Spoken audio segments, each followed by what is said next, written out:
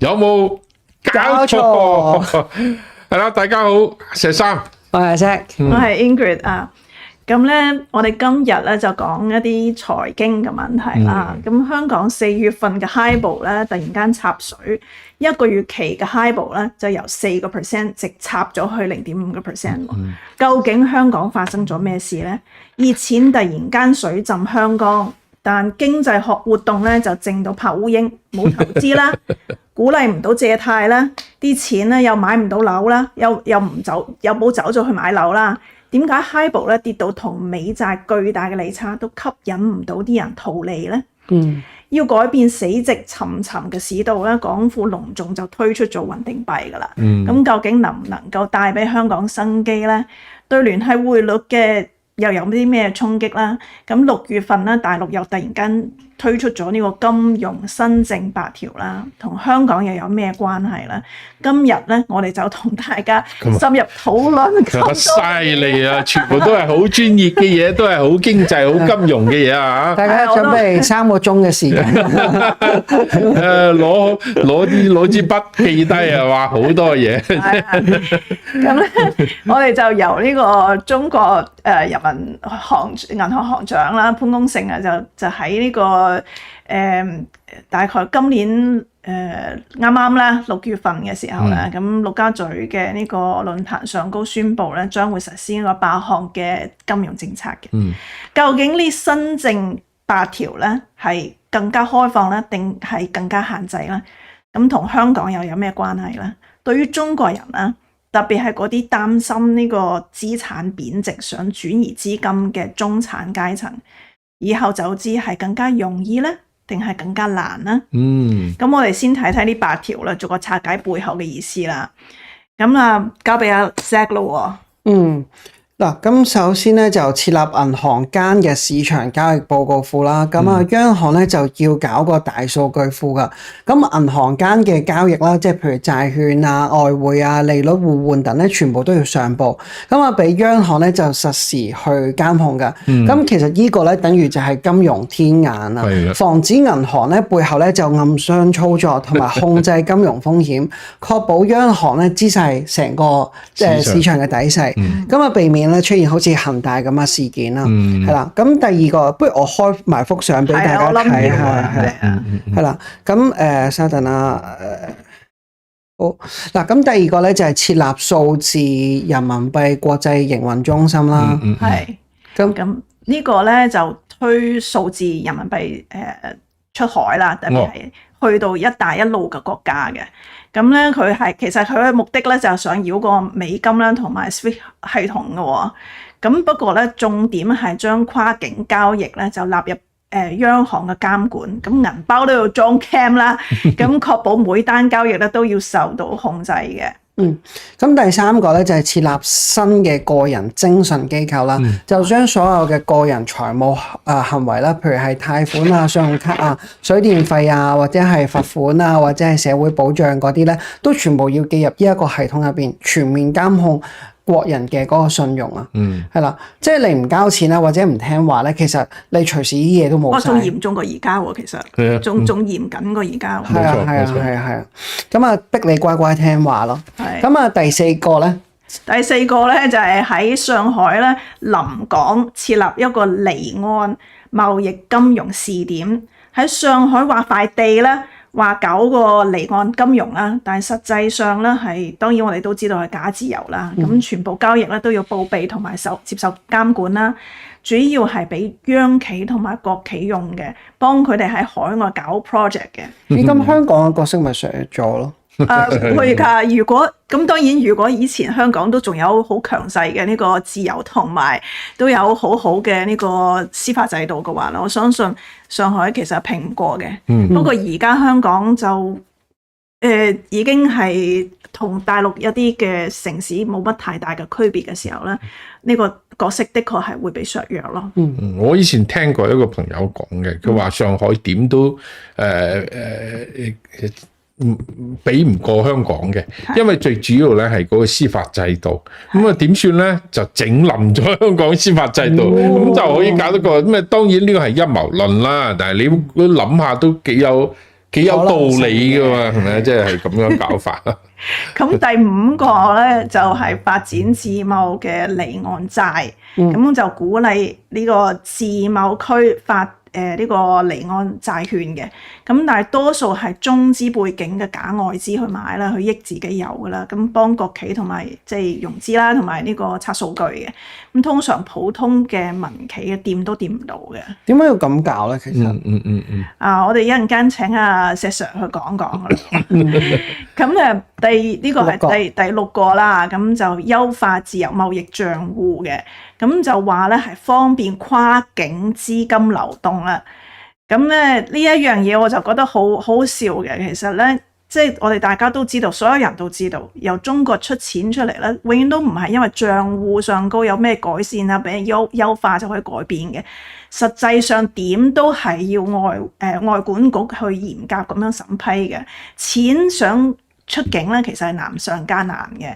咁自由咧喺呢一度咧，其實得個名嘅啫。對佢嚟講係比較自由嘅，即係對即係共產黨某一啲人嚟講啊，係佢自由得多，即係佢要增加自己嘅自由，但係咧就會減少你哋嘅自由。都係嘅。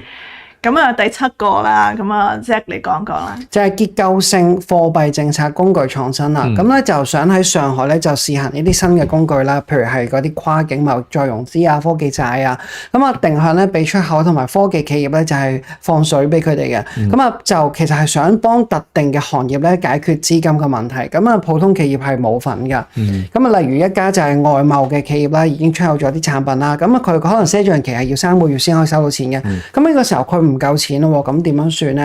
咁而家咧就央行咧就專門咧就設一個資金池，咁咧就提供一個低利率嘅資金，咁啊指定幾間銀行咧就借款俾呢啲企業，咁啊解決佢哋嘅現金流難題嘅，係啦。咁搞法，即唔使設立咁樣一個咁嘅咩新政啊，而家就可以做噶。呢個只係其中一個措施嘅啫，即係好奇怪嘅啫。係。咁啊，第8項咧就係人民幣外匯期貨交易啦。聽落去咧好似好大突破咁樣，好似即係人人都好似可以炒外匯咁樣啦，炒人民幣啊。不過點可能咧？點可能係即係中共點可能係俾你去想做空就做空啊？想做幾多就幾多啊？呢個冇可能咁自由嘅喎，如果真係咁樣放，我諗人民幣好快俾人做空嘅喎。係啊，佢連 A 股都做空得限制得好死啦。人民幣外匯期貨市場點會咁簡單俾你玩啊？哇！嗰次我記得咧就係即係股票市場嘅跌都好犀利啊嘛。咁啊一查咧，原嚟有一啲機構性投資者咧係喺度賣緊個股票，因為佢唔睇好啊嘛。跟住你知道邊個介入？公安部介入。你到時哇！你賣人民幣，你啊公安部介入過嚟講，你啊死唔死？叛亂國家。咁啊，石 Sir，呢個背後咧，其實係咪國家直接背後操盤咧？係咪呢次係央行自己嘅玩具？不過中共其實點解要咁樣做咧？其實講起嚟咧就係好簡單嘅。我哋即係佢所有呢啲措施，大家睇到呢啲措施啊，其實就2個目的。2個目標咧，又係完全係背道而馳嘅2個目標嚟嘅。一個咧就係要增加自由，因為目標咧係人民幣自由化，咁啊係融資咧，俾全世界嘅融資又比較容易進入中國啊。睇住嗰個8條啦，show 出嚟啦，都係。OK。因為阿 Sir 喺度講緊。呢個咧就係所有嘅呢個政策就係想俾人哋嘅錢容易入嚟，但係佢又要加強控制，所有嘅措施全部都係加強，唔理你係公司啊、個人啊乜嘢，佢要加強控制。所以佢兩份嘢，一個咧就想人民幣國際化向外，即係要自由；另外一個咧就要加強控制。呢兩樣嘢其實係即係完全相反嘅嘢，即係話要用好清嘅水嚟養好大嘅魚，呢個係全世界人都知道完全冇可能，完全冇可能嘅。所以，但係呢個係共產黨嘅諗法，因為你知道共產黨搞社會主義啊，佢最重要一條嘢就係計劃經濟。計劃經濟即係國家所有嘢都控制，每一項嘢啊，包括你每個月食幾多糖，佢都要控制嘅。即係話你以前都係咁啦，係咪？即係佢哋認為咁樣先至可以發展到經濟嘅，你知唔知？雖然話改革開放佢放棄咗，即係改咗好多嘢，但係其實你睇到呢10幾年啊，共產黨唔知點解發癲啊，即係定期嘅要發病，就開始又重新嚟過。所以呢啲嘢咧，全部都係技術上嘅嘢嚟嘅，可唔可以做到咧？你唔好話技術上嘢做唔到嘅，即係好似你話即係你話。方便人哋即係境內外嘅結匯，即係匯錢啦，要走資。你中國人使乜？你知使乜？我哋好方便，你只要放開個海關，你唔好睇住我搲住成袋人民幣可以行過嚟，咁就已經搞掂啦。使乜搞咁多複雜啫？唔係啫？你主要你搞咁多嘢，主要係控制呢樣嘢，主要係控制。所以佢想揾一個，佢又想自由。佢又想人民幣國際化，但係佢又想整一個單向嘅一個法，即係有利嗰時佢就開，冇利嗰時佢就三制，所以佢全部嘅諗法其實好簡單，都係咁樣諗。所以其實都好得意嘅，因為我哋最近咧收到一個獨家嘅消息啦，就有呢個找換店嘅業界人士就話咧。港府咧最近唔再續牌，咁其實我哋都知道啦，唔續咩牌啊？唔續呢個找換店嘅牌。哦，成街嗰啲啊。係啦，即係換美金啦，換人民幣啊。哦 ，OK。嚇，咁但係其實一路以嚟我哋都知道啊，即係中國大陸嘅資金咧，冇出呢個人民幣咩申請法條咁樣，咁都係通過好多地下錢莊過嚟香港，又或者啲人咧過嚟香港嗰個即係找換店去做嘅。咁有啲找換店就真係同地下錢莊去有關嘅，咁同埋你俾多少少手續費啦，咁基本上佢可以俾多啲，即係當然就唔係一個即係符合中國嘅法律嘅方法啦。咁但係佢的確係可以咁樣走資過嚟嘅。咁但係而家咧，中共對呢個走資更加嚴格咁樣控制啦。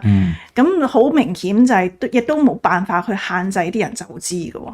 其中一個方法我哋知道咧，就係喺香港建立好多公司啦，咁啊即係做生意咁樣去走資啦。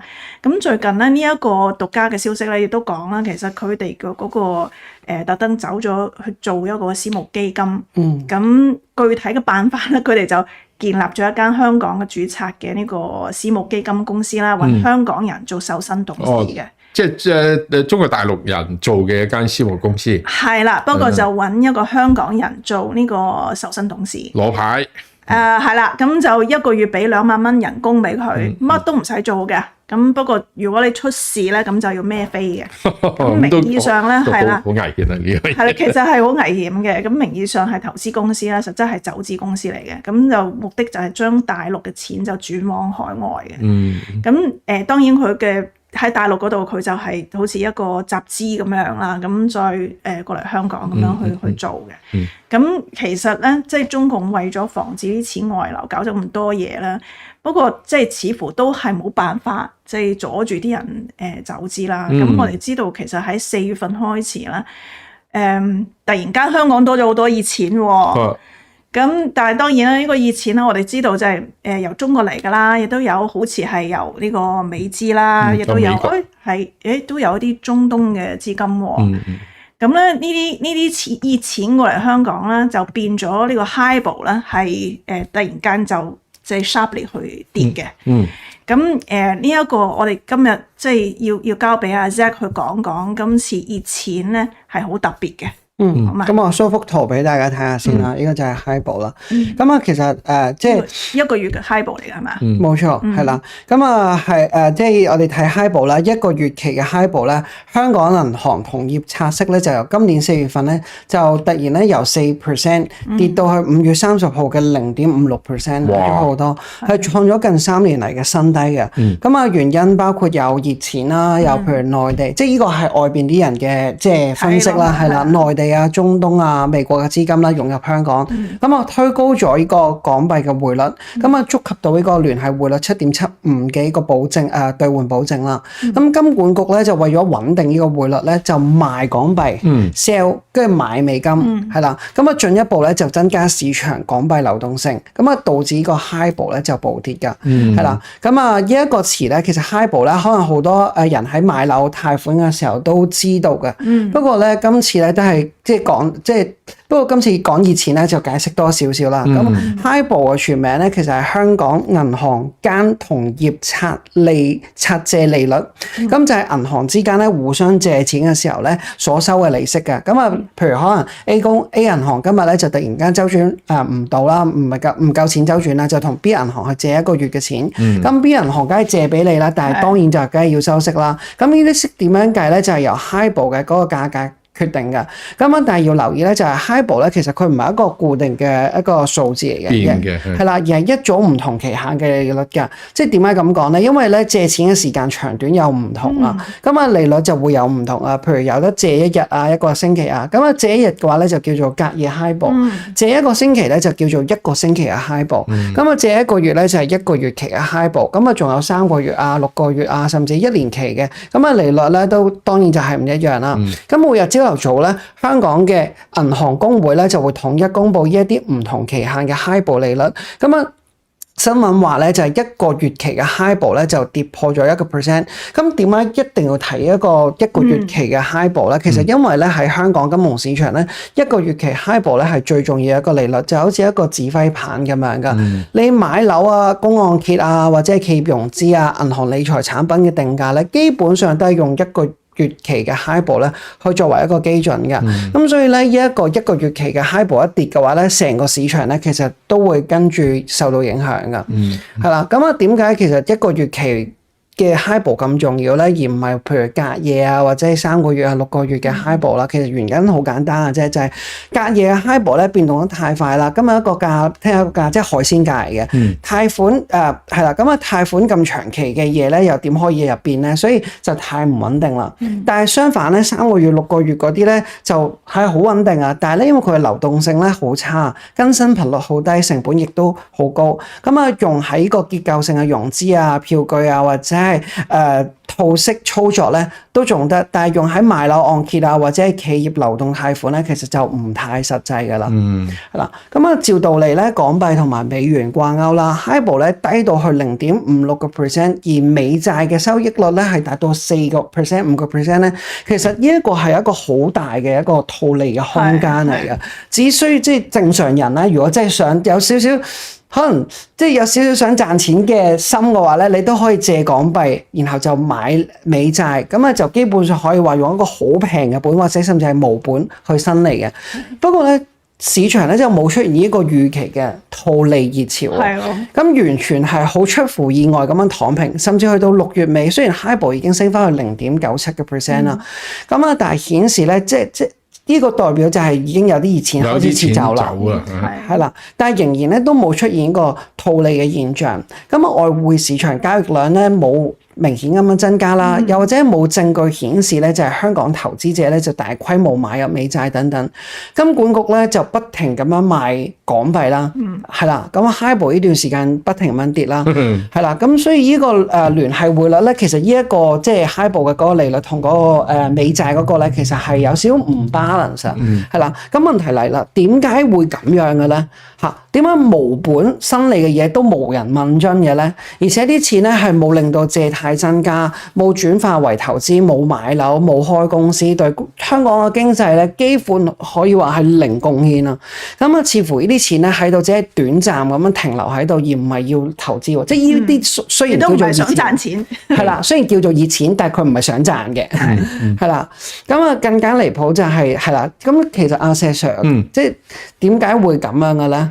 即係我其實好懷疑啊！呢筆錢啊，根本就係美國嘅中國大陸嘅錢嚟嘅。點解咁講咧？係你知道第一，你知唔知喺即係中國大陸嗰一班權貴啊，即係好多人喺海外有幾多錢咧？上次有個人同我講，其實我都唔係好相信嘅。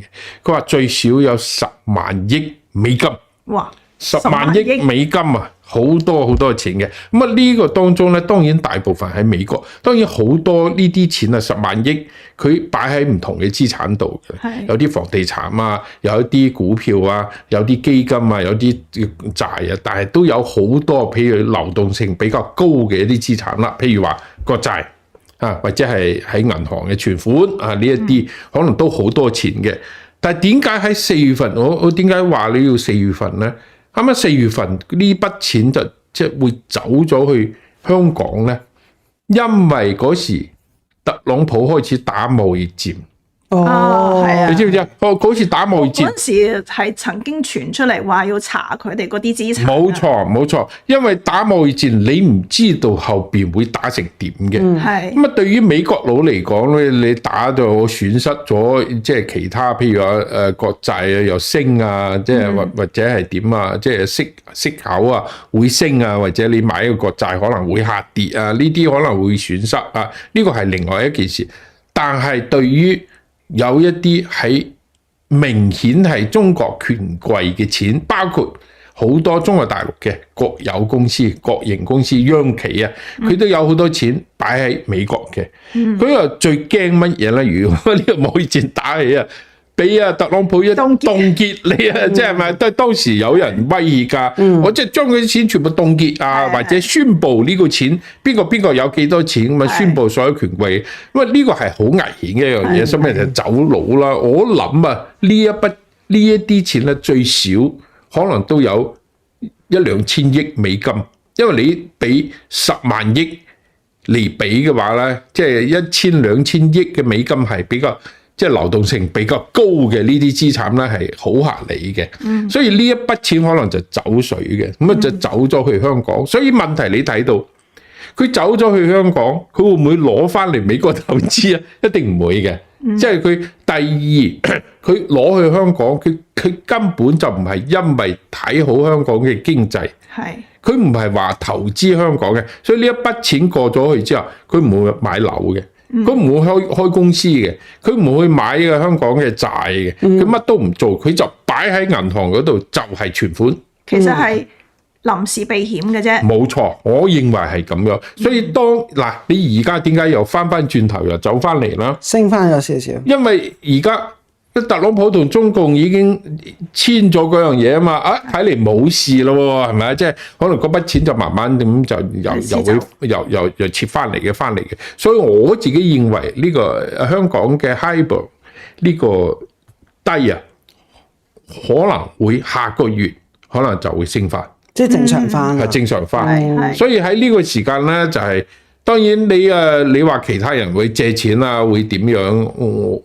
我就唔知啦。你話中國大陸會唔會有錢出嚟？我都相信有錢。其他譬如話中東啊或者美國人嘅錢，我都聽過話好多錢去亞洲啊，去其他地方嘅，話美國佬都有。但係始終我認為啊，可能中國嘅錢可能係最多嘅。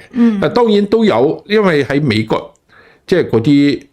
報告啊，即係市場報告啊，經濟報告，好多人都講話下個月就即係美國經濟就撲街啦，點有咩金融危機啦，就市場就跌啦，乜啦。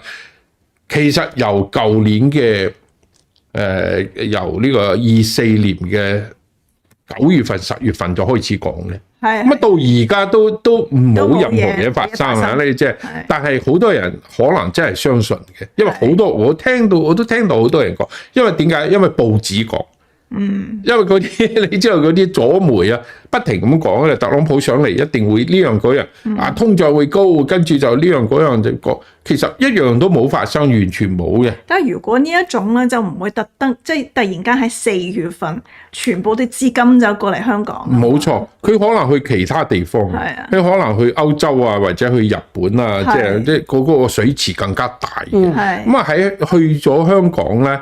咁啊，當然係對於某一啲人、某一啲權貴、某一啲公司嚟講，香港係最安全。咁啊咧，對邊個人講咧最安全咧？當然係呢班友啦。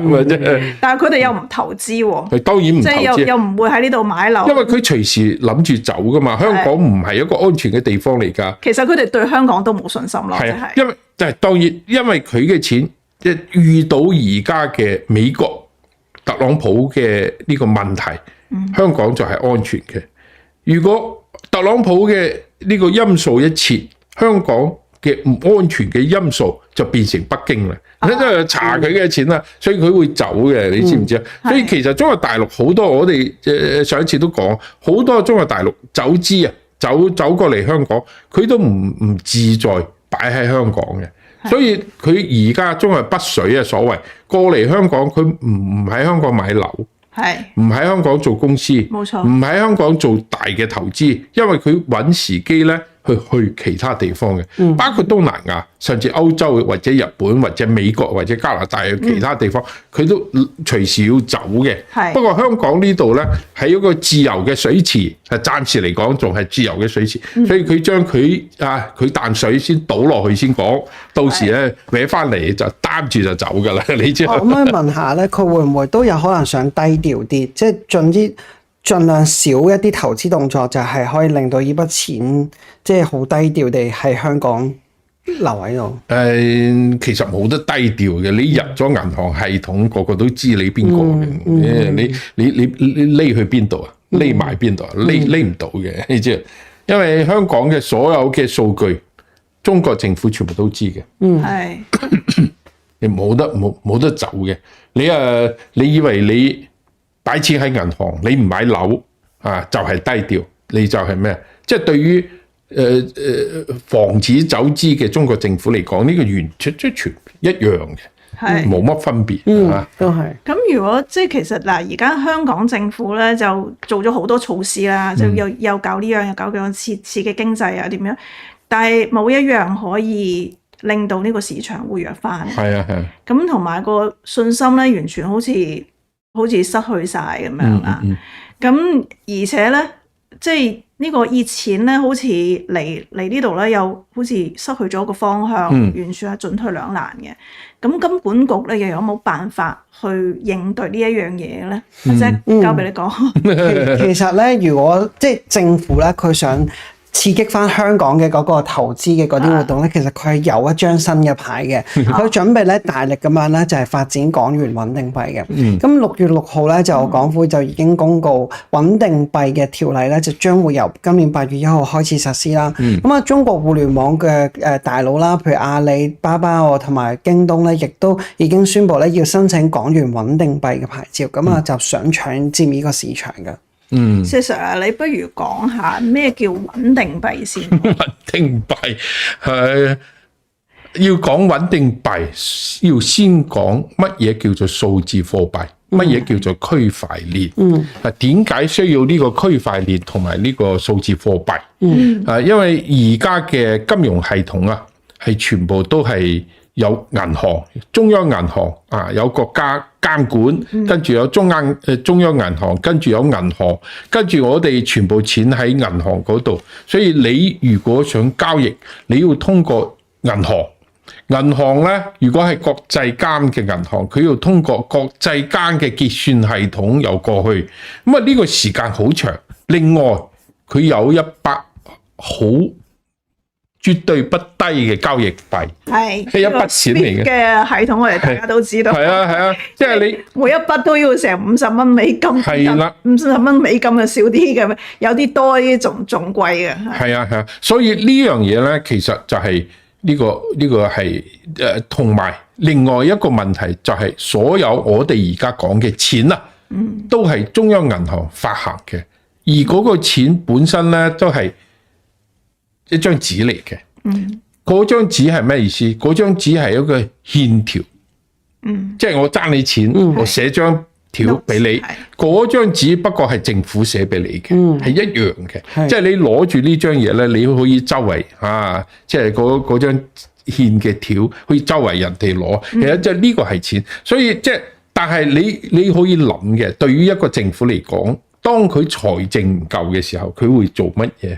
咁咪寫多啲呢張條俾你咪得咯，印多啲，即係咩？就係印多啲錢俾你，咁啊印多啲錢咧，對於政府當然係好好啦，或者即係好容易係咪？但係佢令到通脹就開始，咁啊就其他即係其他你啲市場就會混亂啦，有啲老百姓啊就係即係生活水平可能會降低啊。如果最嚴重咪好似係津巴布韋嗰啲啊，每個人都係億萬富翁嗰啲啊，袋裏邊啊好多錢。咁啊，當然嗰個係好極端嘅，但係其實所有國家政府都係做緊呢樣嘢嘅。同時另外一樣嘢就好重要，而家呢個傳統嘅貨幣系統啊，係每一個政府其實都可以控制你嘅錢。係。因為你喺銀行啊嘛，你喺開戶啊嘛，你唔可以攞住好多現金走嚟走去啊嘛。咁啊，你啊喺銀行，因為佢通過銀行嘅控制銀行，所以佢可以控制到你嘅資金嘅流動。咁啊，所以喺10幾年前啊，中本聰，即係其實呢個人係咪日本人冇人知嘅，喺美國嘅。咁啊，佢就發明咗一個數字貨幣，呢個就係Bitcoin 呢樣嘢咧，比特幣咧就係出咗嚟嘅。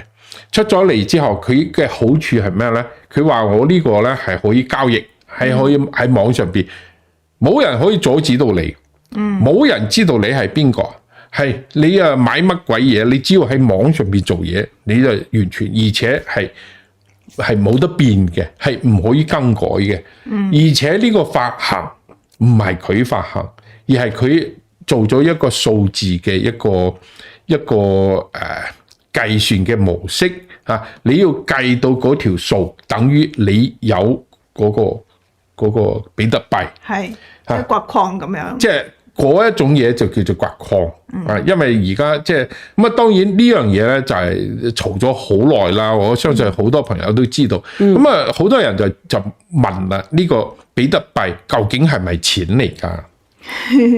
你要問呢個問題，你首先要問乜嘢係錢，係咪？錢其實係一個虛擬嘅一個喺腦裏邊嘅一個概念嚟嘅，因為錢本身係冇用嘅。你知道一張紙有乜鬼用啊？即係可以燒火啫嘛。我覺得價值咁樣，呢個有啲衝擊咗，或者我唔知其他觀眾點樣睇，有啲衝擊咗我本身嘅諗法。即係我以前諗住錢，哇！一出世，總之有100蚊啊、利是錢啊嗰啲，好實質啦、好實際嘅嘢。係啊，冇錯啊，即係錢本身，即係你話。我俾你張紙，我話呢個係錢，但係你冇用，即係錢本身係一個社會嘅，即係本身係一種信用。所以係政府，我係政府，我大晒，邊個唔收，我係捉佢，我打佢，咁啊佢一定要收。咁啊就變成你攞住嗰張紙，你周圍可以用，所以大家都信嗰時就可以用呢個作為一個交易嘅一個媒介，呢樣嘢就叫做錢啦。好啦，反過嚟講呢個比特幣，如果大家都相信，都用呢個比特幣嚟交易嘅話咧，係咪即係佢都係一種錢嚟嘅？你知唔知全世界？你知唔知全世界即係呢個第一次交易比特幣啊？好似係2009年定係2011年啊，我唔記得啦。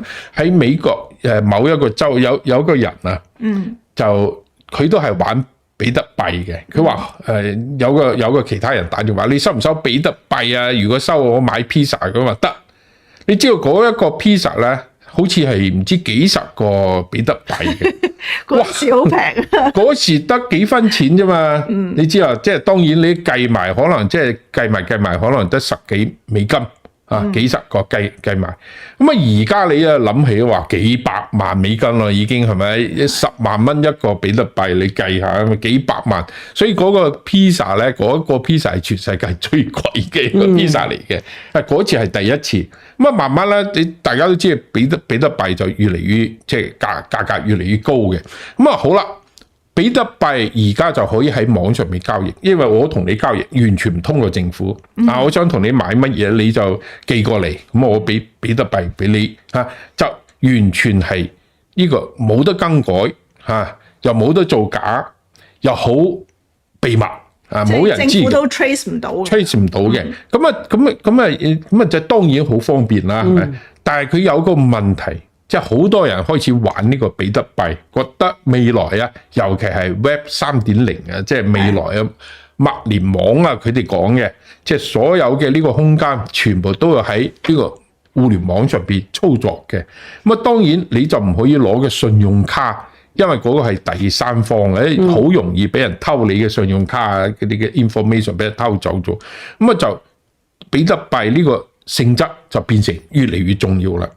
但係比特幣本身係有個好大嘅問題，就係佢嘅嗰個價值升跌係咪？你知道一陣間6萬蚊，一陣間變成3萬蚊，咁即係變嚟變去咁樣。所以而家嘅問題就係有啲人就諗咗另外一樣嘢，就係我用比特幣同樣嘅方法，但係咧我唔係比特幣本身，而我嗰個發行嘅方式唔係話一種計算方法計，唔係話礦，而係我用美金或者用一種貨幣嚟做抵押。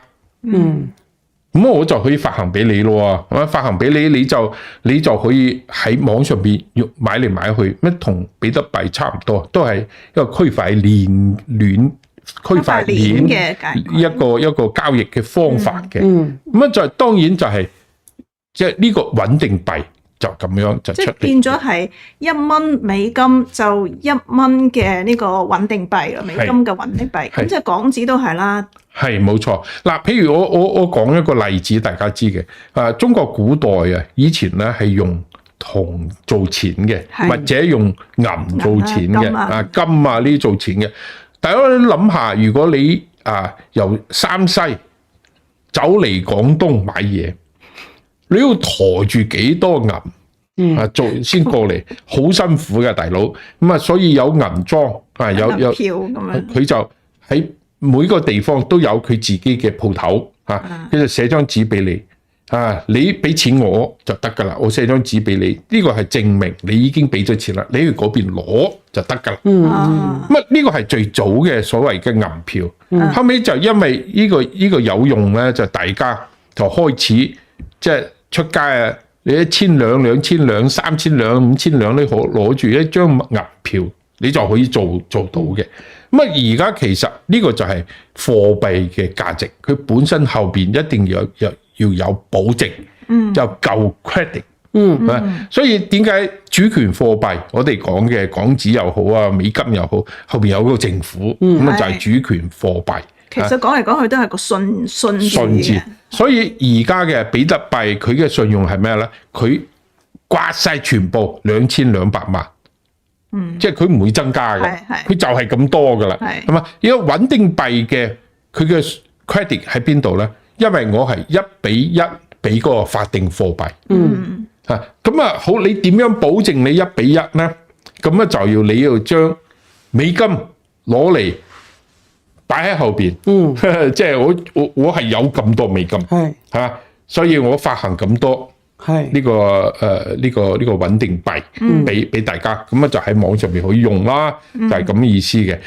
當然唔一定全部都係美金嘅，佢可能係有一啲係有黃金嘅，係譬如話而家美金嘅穩定幣只有2種嘛，一種叫做 USTD， 一個 USDC， 兩種。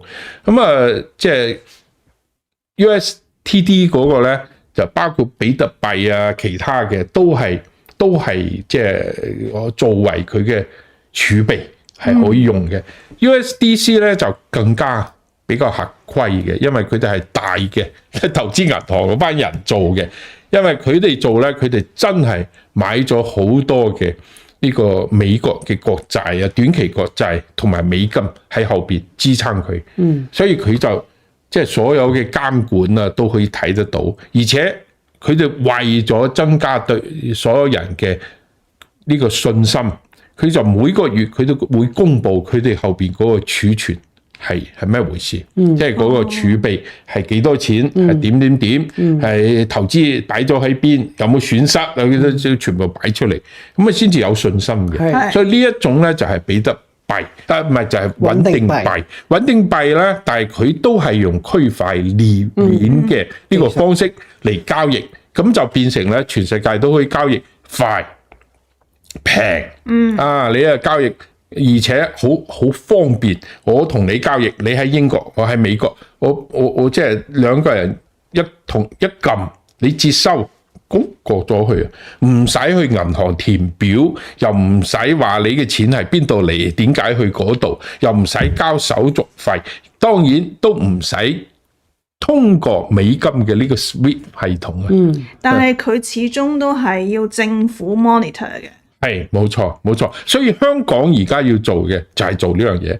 佢話既然咁樣，我哋不如做一個港紙嘅穩定幣。係因為未來啊，隨住呢個互聯網上邊嘅交易越嚟越大，可能呢個穩定幣嘅即係所有嘅貨幣，好大一部分可能轉移到網上邊去用嘅交易嚟用嘅。咁啊，當然。你用 credit card 或者用你嘅銀行嘅戶口啊，係冇嗰個方便，而且係慳好多。你啊，如果我寄筆錢去香港啊，收你40-50蚊美金嘅一筆錢，話你即係嗰樣嘢咧，即係幾分錢幾毫子都未到就已經過咗去㗎。所以呢個當然就係方便好多。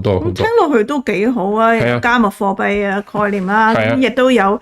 即係又喺鏈上啦，又快啦，咁同埋都 bypass 咗呢個 Swift 嘅系統啦。咁但係即係我諗真係聽落去都幾好嘅，聽落去好似好穩定咁樣，又好啦，又穩定幣咯。不過而家即係點解？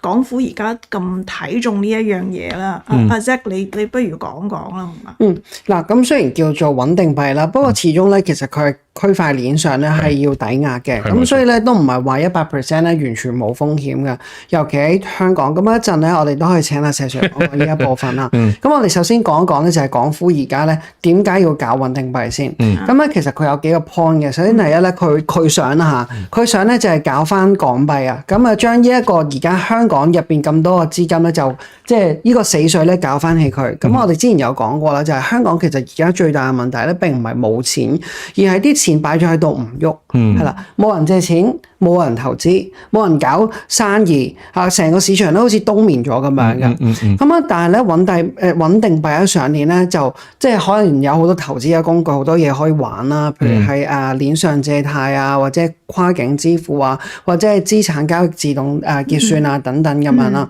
咁啊講白啲就係啱石 Sir 提到嘅嗰個 Web3 嘅嗰個路啦。咁啊逼啲咧唔流動嘅港幣咧行入一個新嘅金融市場，俾佢哋喐起嚟。咁當然呢個都係嗰句就係港府想要咁做，係啦。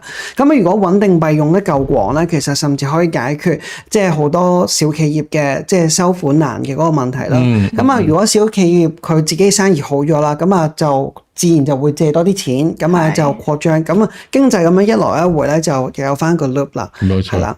等陣啊，不如咁樣，你同我哋嘅觀眾普及一下啦，咩叫 Web 3 Web 3啊，而家係 Web 2.0啊，咁啊未來 Web 3係咩嚟？嗱，咁 Web 3咧係一個基於區塊鏈技術嘅一個新嘅互聯網概念啊。咁佢同傳統嘅 Web 2咧、Web 2咧，就即係我哋而家用緊嘅 Google 啊、Facebook 咧有好大分別㗎。咁簡單嚟講，其實 Web 3咧係想打造一個咧就係去中心化、用戶主導、更加透明同埋安全嘅網絡生態㗎。咁喺個 Web3嗰度啦，你嘅數據啊、身份啊同埋資產啊，例如係數字貨幣啊、NTFET 啊，全部咧都係由你自己嘅嗰個電子銀包嗰度咧去控制嘅，唔係靠第三方嘅平台㗎。咁你可以用加密嘅技術啦，譬如係臨時啊，證明你嘅身份啦，就唔需要俾大公司咧去攞你啲個人資料啦。所以咧佢帶嚟咗對傳統金融系統嘅改革性嘅改變啦，可以去中心化嘅金融。咁即係咧，好似鏈上嘅借貸啊、交易啊同埋投資就唔需要再通過銀行啦。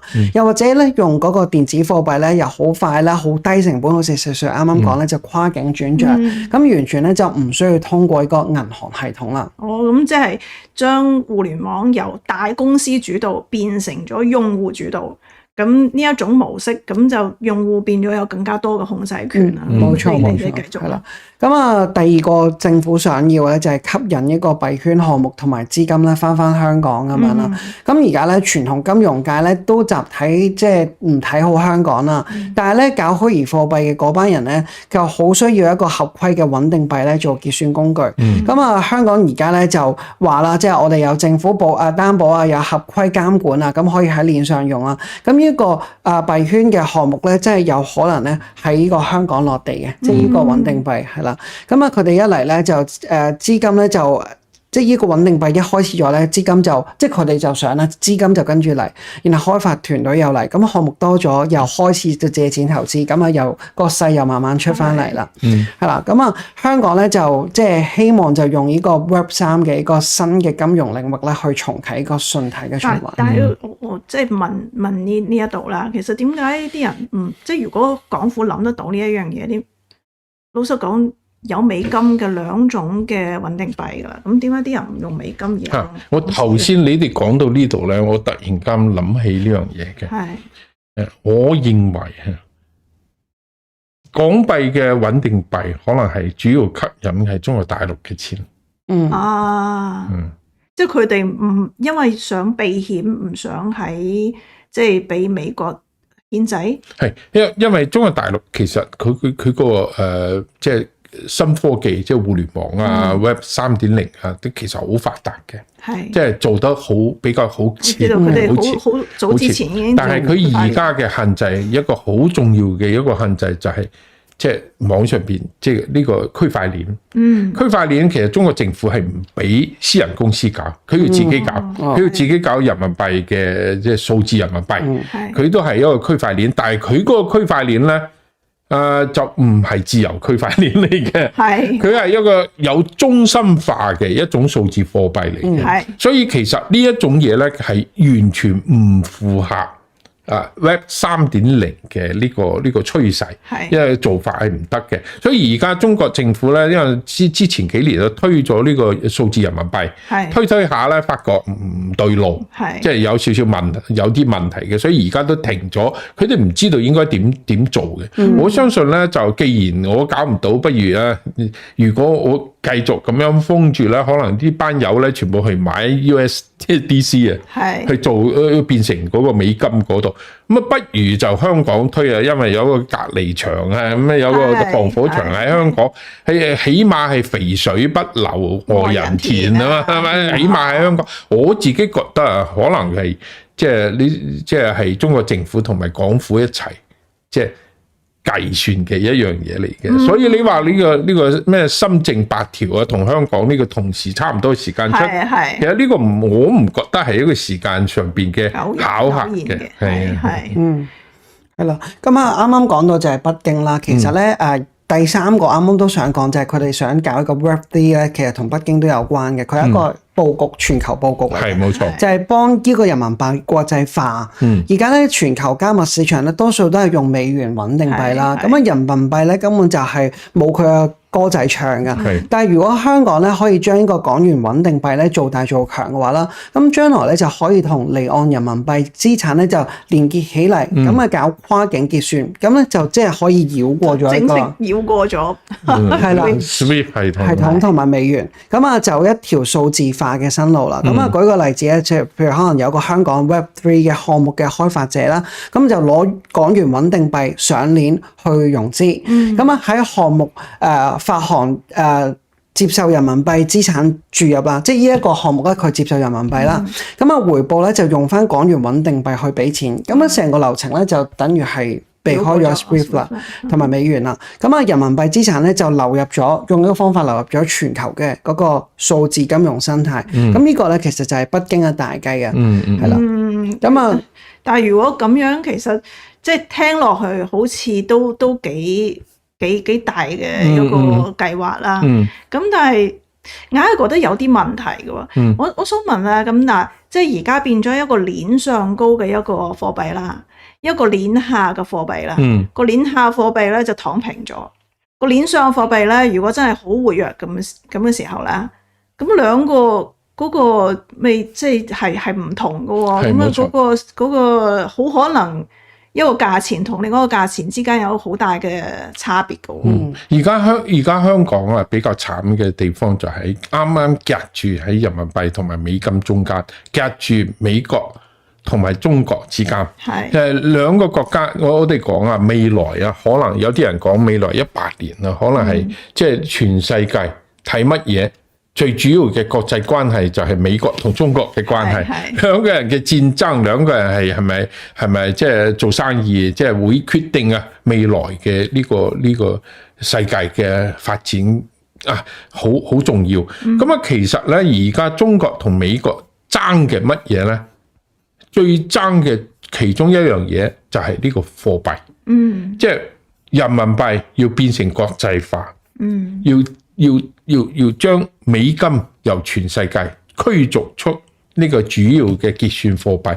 而家全世界大概60%幾係用美金嚟結算，尤其係能源啊、礦產啊好多。你知道大家做生意一定要大部分絕大部分係用美金嚟結算嘅。咁啊，即係中國咧就想以後係用人民幣嚟結算。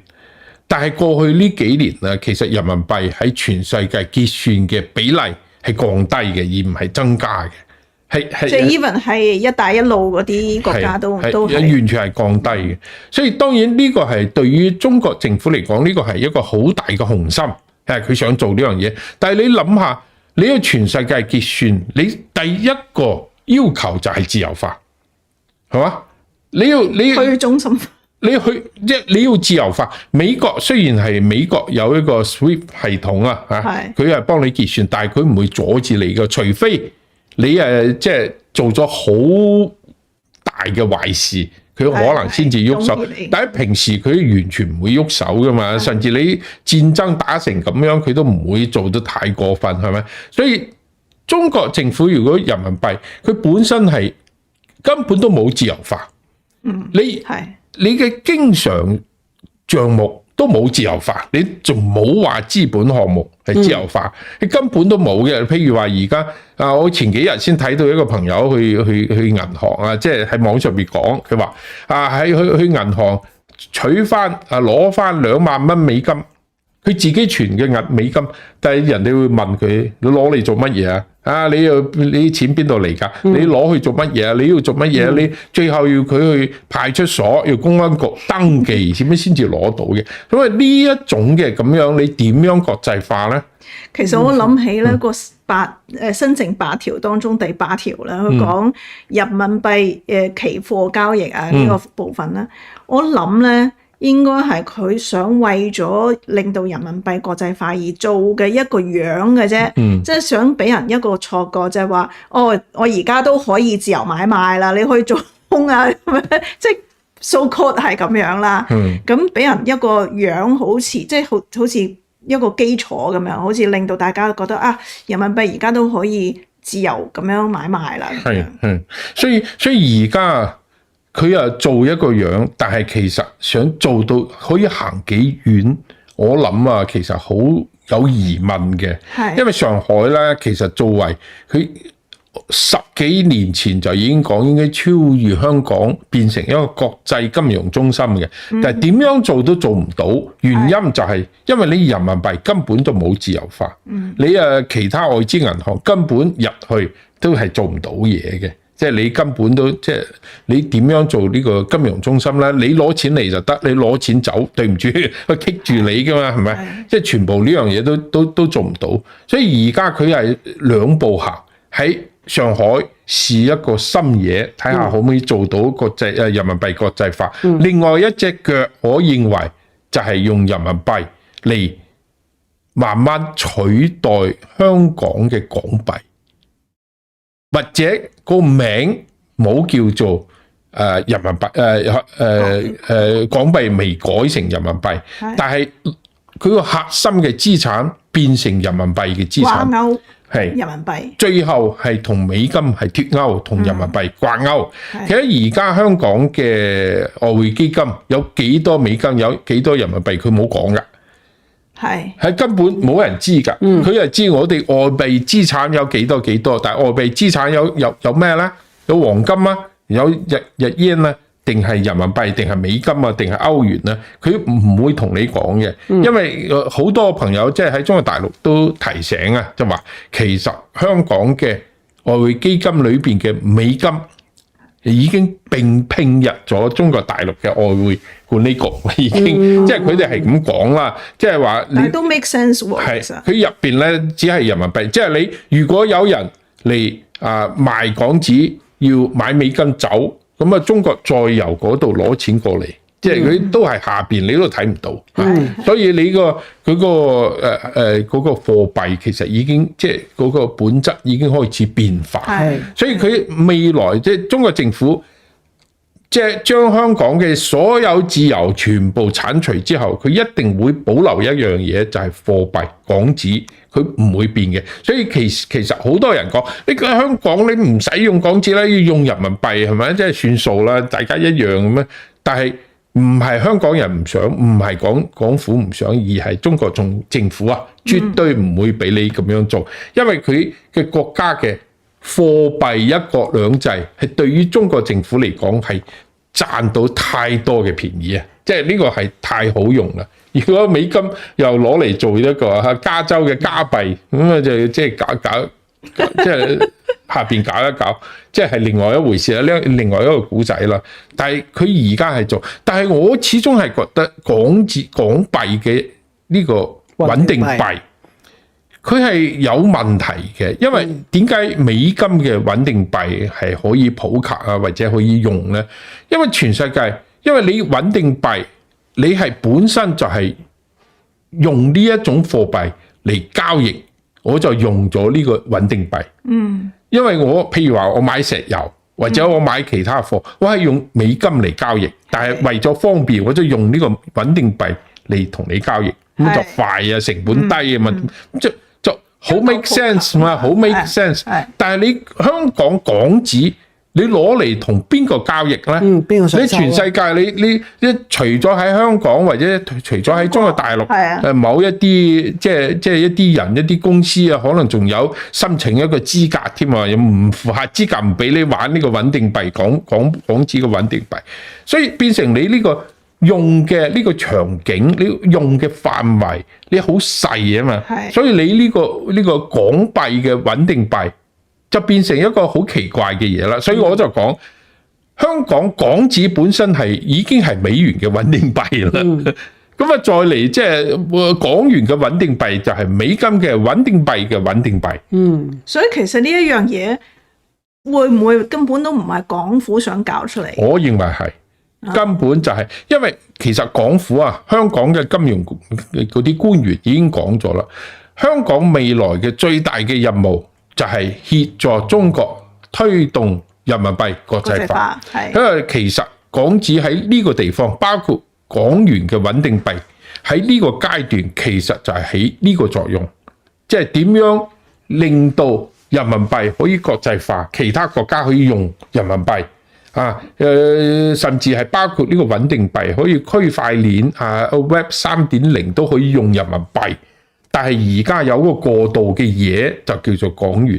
係，即係其實佢哋真係即係所有嘅香港嘅金融界嘅官員都係咁講，我哋香港金融中心嘅未來就係人民幣國際化。仲有一樣嘢咧，我發覺咧，其實就算你穩定幣，佢因為佢係鏈上嘅一個貨幣啦，其實佢冇辦法真係解決到香港實際嘅呢個鏈下嘅經濟經濟。冇錯，根本即係望落去都幫唔到香港嘅實際嘅經濟，因為香港實際嘅經濟就係鏈下嘅，啲地產啊，呢啲實際嘅即係公司啊、產業啊呢啲。咁根本同個鏈上有兩回事，所以其實呢一樣嘢，如果真係即係港府要推咯，我相信都真係唔係為咗即係可以實際上香港政府有個辦法嘅，所有公務員發人工全部發穩定幣，係咪？即係你使錢，所以好多公司就一定要收呢個穩定幣啦。但係點講咧？你其實咁樣做即係換湯不換藥啫嘛，即係你都係。佢都係死嘅，因為佢都唔想消費，佢即係換咗一個存款模式。我喺本身銀行戶口係即係 offline 嘅幣啦，而家變咗 online 嘅幣咁樣。係啦，冇錯，即係最主要都係即係香港有個最大嘅問題係香港本身嘅高科技係好落後。佢根本都即係冇一間香港嘅高科技公司，譬如話你參與咗 Web 3.0嘅呢個平台嘅運作，你香港有咩？我真係唔知道啊！我完全唔知香港有咁樣嘅公司嘅。所以你嗰個發展出嚟，你要邊個嚟後邊嘅技術上邊嘅嘢去支撐咧？我估100%係中國大陸。係，所以你最後嗰筆錢係邊個控制咧？一定唔係香港嘅金融管理局或者香港嘅銀行，你後邊嗰個錢嘅控制一定係中國大陸。我可以講到實，一定係中國中央政府或者係公安部或者係安全部。咁啊，即係意思咩咧？嗱，你以前好似反送中嗰時，咪大家捐錢嘅。乜嗰時仲要香港政府想凍結人哋錢，仲要踩去銀行嗰度凍結啊！你要攞出嚟俾我睇。而家唔使啦。而家唔使啦。中國政府一個鍵嘭一撳搞掂。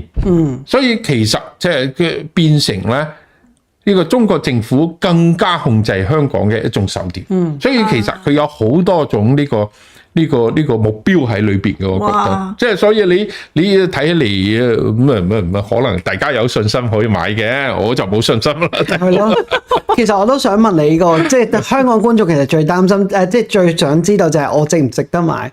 咁睇嚟其實應該買美元穩定幣都係好啲。係啊，反正即係而家都係咩啦？係咪7.8？反正呢個即係冇問題嘅。係，咁我哋今日咧講咗好多比較即係新嘅概念嘅嘢啦，亦都有講咗好多好專業嘅呢個 finance 嘅即係財經上高嘅嘢啦。